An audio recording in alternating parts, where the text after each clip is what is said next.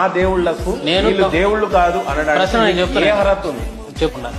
దేవుడు అంటే మానభంగాలు చేయకూడదు.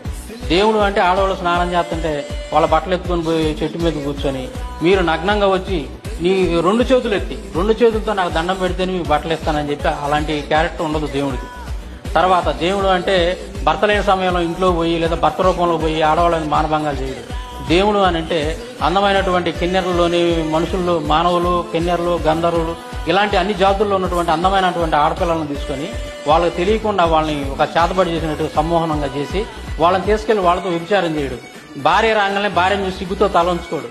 ఇట్లాంటి మినిమం కామన్ సెన్స్ ఉన్నటువంటి విషయాలన్నీ కూడా ఆ తప్పులన్నీ చేసేటటువంటి వాళ్ళందరూ కూడా వాళ్ళని మనం దేవుళ్ళుగా ఎలా అంగీకరిస్తాం?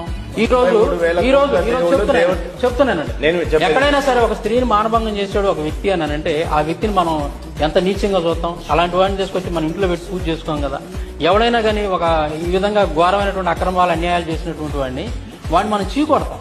Minimum common sense minimum common sense ఆలోచించినా కానీ ఆ క్యారెక్టర్లు అనేవి దేవుడిగా ఉండటానికి మనకి కనిపించలేదు కదా. పవిత్రత అనేది లేదు కదా, పరిశుద్ధత లేదు కదా. అంటే మనం పాపులు అని అన్ని గ్రంథాలు చెప్తున్నాయి. మరి పాపుల్ని రక్షించాలి అని అంటే ఇంకొక పాపి వల్ల కాదు కదా, పరిశుద్ధుడు కావాలి. కాబట్టి ఈ పరిశుద్ధుడు ఎవరు అని చెప్పి వెతుకటం మొదలు పెట్టినప్పుడు మనకి యేసుక్రీస్తు యొక్క జీవితం అనేది తెల్లటి వస్త్రం, ఏ మాత్రం చిన్న మరక కూడా లేనటువంటి